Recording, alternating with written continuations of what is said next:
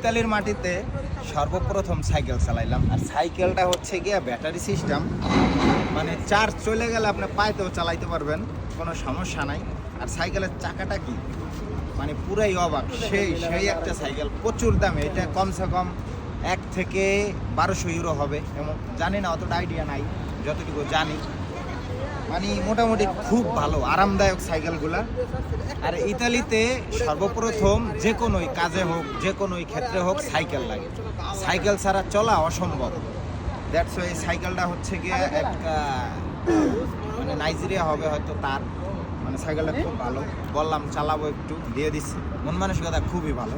মানে সাইকেলটা চালাইয়া খুব মজা পাইছি, খুব খুব। ঠিক আছে,